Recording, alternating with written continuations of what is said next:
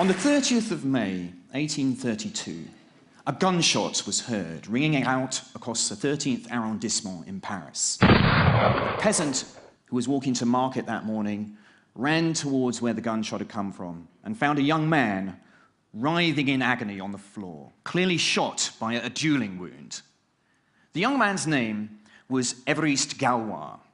He was a well-known revolutionary in Paris at the time. Galois was taken to the local hospital, where he died the next day in the arms of his brother. And the last words he said to his brother were, "Don't cry for me, Alfred. I need all the courage I can muster to die at the age of 20. Now, it wasn't in fact revolutionary politics for which Galois was famous. But a few years earlier, while still at school, he'd actually cracked one of the big mathematical problems at the time. And he wrote to the academicians in Paris trying to explain his theory. But the academicians couldn't understand anything that he wrote. This is how he wrote most of his mathematics. So the night before that duel, he realized that this possibly is his last chance to try and explain his great breakthrough. So he stayed up the whole night writing away, trying to explain his ideas. And as the dawn came up and he went to meet his destiny, he left this pile of papers on the table for the next generation. Maybe the fact that he stayed up all night doing mathematics was the fact that he was such a bad shot that morning and got killed. But contained inside those documents was a new language, a language to understand one of the most fundamental concepts of science, namely symmetry. Now, symmetry is almost nature's language. It helps us to understand so many different bits of the scientific world. For example, molecular structure, what crystals are possible, we can understand through the mathematics of symmetry. In microbiology, you really don't want to get a symmetrical object because they're generally rather nasty. The swine flu virus at the moment is a symmetrical object, and it uses the efficiency of symmetry to be able to propagate itself so well. But on a larger scale of biology, actually symmetry is very important because it actually communicates genetic information. I've taken two pictures here and I've made them artificially symmetrical. And if I ask you which of these you find more beautiful, you'll probably be drawn to the lower two, because it's hard to make symmetry, and if you can make yourself symmetrical, you're sending out a sign that you've got good genes, you've got a good upbringing, and therefore you'll make a good mate. So symmetry is a language which can help to communicate genetic information. Symmetry can also help us to explain what's happening in the Large Hadron Collider in CERN, or what's not happening in the Large Hadron Collider in CERN, to be able to make predictions about the fundamental particles we might see there. It seems that they're all facets of some strange symmetrical shape in a higher dimensional space. And I think Galileo summed up very nicely the power of mathematics to understand the scientific world around us. He wrote, "The universe cannot be read until we have learned the language and become familiar with the characters in which it is written. It is written in mathematical language, and the letters are triangles, circles, and other geometric figures, without which means it is humanly impossible to comprehend a single word." But it's not just scientists who are interested in symmetry. Artists, too, love to play around with symmetry. But they also have a slightly more ambiguous relationship with it. Here's Thomas Mann talking about symmetry in The Magic Mountain. He has a character describing the snowflake. And he says, he shuddered at its perfect precision, found it deathly, the very marrow of death. But what artists like to do is to set up expectations of symmetry and then break them. And a beautiful example of this I found actually when I visited a colleague of mine in Japan, Professor Kurokawa, and he took me up to the temples in Nikko. And just after this photo was taken, we walked up the stairs, and the gateway you see behind has 8 columns with beautiful symmetrical designs on. 7 of them are exactly the same, and the 8th one is turned upside down. And I said to Professor Kurokawa, wow, the architects must have been really kicking themselves and they realized that they made the mistake and put this one upside down. And he said, no, it was a very deliberate act. And he referred me to this lovely quote from the Japanese Essays in Idleness from the 14th century, in which the essayist wrote, "In everything, uniformity is undesirable. Leaving something incomplete makes it interesting and gives one the feeling that there is room for growth. Even when building the imperial palace, they always leave one place unfinished." But if I had to choose one building in the world to be cast out on a desert island to live the rest of my life, being an addict of symmetry, I would probably choose the Alhambra in Granada. This is a palace celebrating symmetry. Recently, I took my family, we do this rather kind of nerdy mathematical trips, which my family love. This is my son, Tomé. You can see he's really enjoying our mathematical trip to the Alhambra. But I wanted to try and enrich him. I think one of the problems about school mathematics is it doesn't look at how mathematics is embedded in the world we live in. So I wanted to open up his eyes up to how much symmetry is running through the Alhambra. And you see it already. Immediately you go in, the reflective symmetry in the water. But it's on the walls where all the exciting things are happening. The Moorish artists were denied the possibility to draw things with souls, so they explored a more geometric art. And so what is symmetry? The Alhambra somehow asks all of these questions. What is symmetry? When are two of these walls, do they have the same symmetries? Can we say whether they discovered all of the symmetries in the Alhambra? And it was Galois who produced a language to be able to answer some of these questions. And for Galois, symmetry, unlike for Thomas Mann, which was something still and deathly, for Galois, symmetry was all about motion. What can you do to a symmetrical object? Move it in some way so it looks the same as before you moved it. I like to describe it as the magic trick moves. What can you do to something? You close your eyes, I do something, put it back down again, and it looks like it did before it started. So, for example, the walls in the Alhambra, I can take all of these tiles and fix them at the yellow place, rotate them by 90 degrees, put them all back down again, and they fit perfectly down there. And if you open your eyes again, you wouldn't know that they'd moved. But it's the motion that really characterizes the symmetry inside the Alhambra. But it's also about producing a language to describe this. And the power of mathematics is often to change one thing into another, to change geometry into language. So I'm going to take you through, perhaps push you a little bit mathematically, so brace yourselves, push you a little bit to understand how this language works, which enables us to capture what is symmetry. So let's take these two symmetrical objects here. Let's take the twisted six-pointed starfish. What can I do to this starfish which makes it look the same? Well, there, I rotated it by 1/6 of a turn, and still it looks like it did before I started. I can rotate by 1/3 of a turn, or 1/2 a turn, and put it back down on its image, or 2/3 of a turn, and a 5th symmetry, I can rotate it by 5/6 of a turn. And those are things that I can do to the symmetrical object which make it look like it did before I started. Now, for Galois, there was actually a 6th symmetry. Can anybody think what else I could do to this which would leave it like it did before I started? I can't flip it because I put a little twist on it, haven't I? It's got no reflective symmetry. But what I could do is just leave it where it is, pick it up, and put it down again. And for Galois, this was like the 0th symmetry. Actually, the invention of this number 0 was a very modern concept, 7th century AD by the Indians. It seems mad to talk about nothing. And this is the same idea. This is a symmetrical, so everything has symmetry where you just leave it where it is. So this object has 6 symmetries. And what about the triangle? Well, I can rotate by 1/3 of a turn clockwise, or 1/3 of a turn anti-clockwise, but now this has some reflectional symmetry. I can reflect it in the line through X, or the line through Y, or the line through Z. 5 symmetries, and then, of course, the 0th symmetry, where I just pick it up and leave it where it is. So both of these objects have 6 symmetries. Now, I'm a great believer that mathematics is not a spectator sport, and you have to do some mathematics in order to really understand it. So here's a little question for you, and I'm going to give a prize at the end of my talk for the person who gets closest to the answer. The Rubik's Cube. How many symmetries does a Rubik's Cube have? How many things can I do to this object and put it down so it still looks like a cube? Okay, so I want you to think about that problem as we go on and count how many symmetries there are, and there'll be a prize to the person who gets closest at the end. But let's go back to symmetries that I've got for these two objects.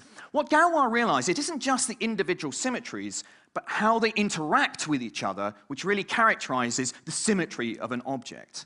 If I do one magic trick move followed by another, the combination is a 3rd magic trick move. And here we see Galois starting to develop a language to see the substance of the things unseen, the sort of abstract idea of the symmetry underlying this physical object.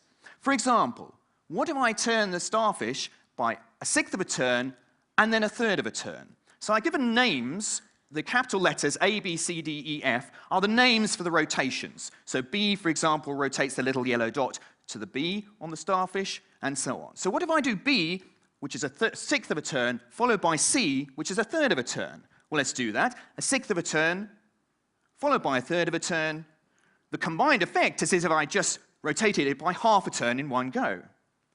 So the little table here records how the algebra of these symmetries work. I do one followed by another. The answer is its rotation D, half a turn. What if I did it in the other order? Would it make any difference? Well, let's see. Let's do the third of the turn first, and then the sixth of a turn. Of course, it doesn't make any difference. It still ends up at half a turn. And there's some symmetry here in the way the symmetries interact with each other. But this is completely different to the symmetries of the triangle. Let's see what happens if we do two symmetries with the triangle, one after the other. Let's do a rotation by a third of a turn anti-clockwise and reflect in the line through X.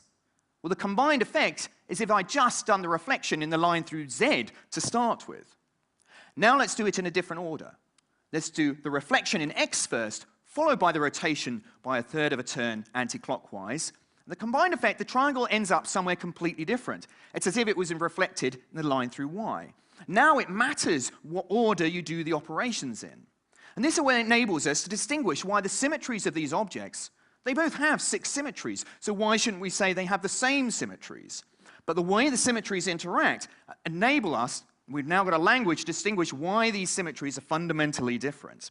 And you can try this when you go down the pub later on. Take a beer mat and rotate it by a quarter of a turn, then flip it, and then do it in the other order, and the picture will be facing in the opposite direction.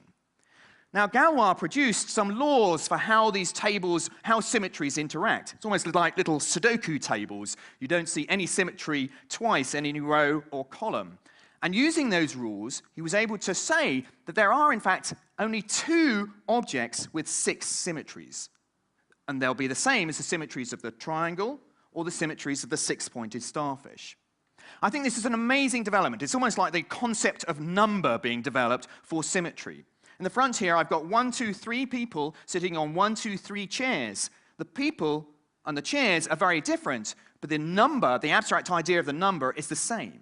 And we can see this now if we go back to the walls in the Alhambra. Here are 2 very different walls, very different geometric pictures, but using the language of Galois, we can understand that the underlying abstract symmetries of these things are actually the same. For example, let's take this beautiful wall with the triangles with a little twist on them. You can rotate them by a sixth of a turn if you ignore the colors. We're not matching up the colors, but the shapes match up if I rotate by a sixth of a turn around the point where all the triangles meet. What about the center of a triangle? I can rotate by a third of a turn around the center of the triangle, and everything matches up. And then there's an interesting place halfway along an edge where I can rotate by 180 degrees, and all the tiles match up again. So rotate along halfway along the edge, and they all match up.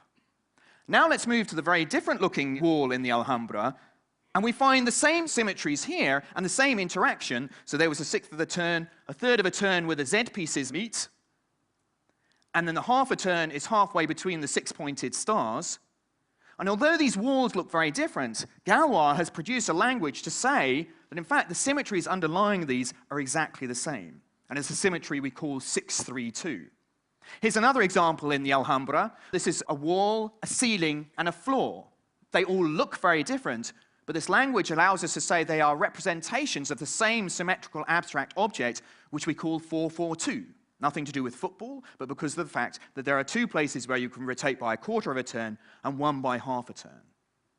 Now, this power of the language is even more because Galois can say, did the Moorish artists discover all of the possible symmetries on the walls in the Alhambra?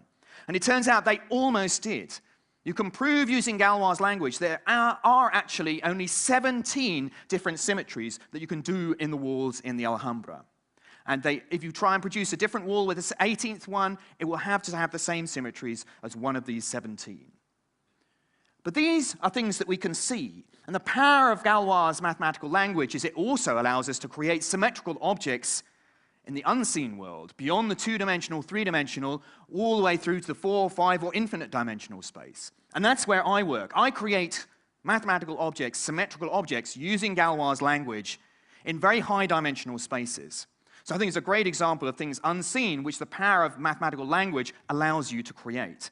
So, like Galois, I stayed up all last night creating a new mathematical symmetrical object for you. And I've got a picture of it here. Well, unfortunately, it isn't really a picture. If I could have my board at the side here. Great, excellent. Here we are. This is, unfortunately, I can't show you a picture of this symmetrical object, but here is the language which describes how the symmetries interact.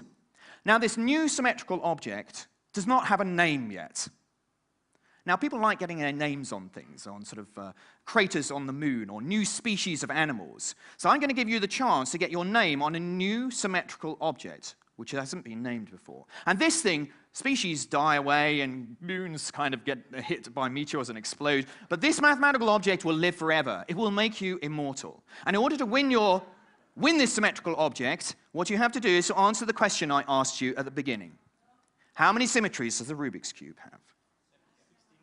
Okay, I'm going to sort you out. Rather than you all shouting out, I want you to count how many digits there are in that number. Okay? If you've got it as a factorial, you have to expand the factorials. Okay, now if you want to play, I want you to stand up. Okay, if you think you can, you've got an estimate for how many digits, right? We've already got one competitor here. Yeah, if you all stay down, he wins it automatically. Okay, excellent. So we've got 4 here, 5, 6. Great, excellent. That should get us going. All right. Anybody with 5 or less digits, you've got to sit down because you've underestimated. 5 or less digits. So over 100,000, tens of thousands, you've got to sit down. 60 digits or more, you've got to sit down. You've overestimated. 20 digits or less, sit down. Ooh, 20. How many digits are there in your number? 2. So you should have sat down earlier. Let's have the other ones who sat down. Let's have the other ones who sat down during the 20 up again, okay? If I told you 20 or less, stand up, because this one, I think there are a few here. You just sat, the people who just last sat down. Okay, how many digits do you have in your number? Oh, how many? 21, okay, good. How many do you have in your? 18. So it goes to this lady here. 21 is the closest. That actually has the number of symmetries in the Rubik's Cube has 25 digits. So now I need to name this object. So what is your name? Andrea. I need your surname. Groups, symmetrical objects generally. Spell it for me. G. H. E. Z. No, SO2 has already been used, actually, in the mathematical language, so you can't have that one. So gets, there we go. That's your new symmetrical object. You are now immortal.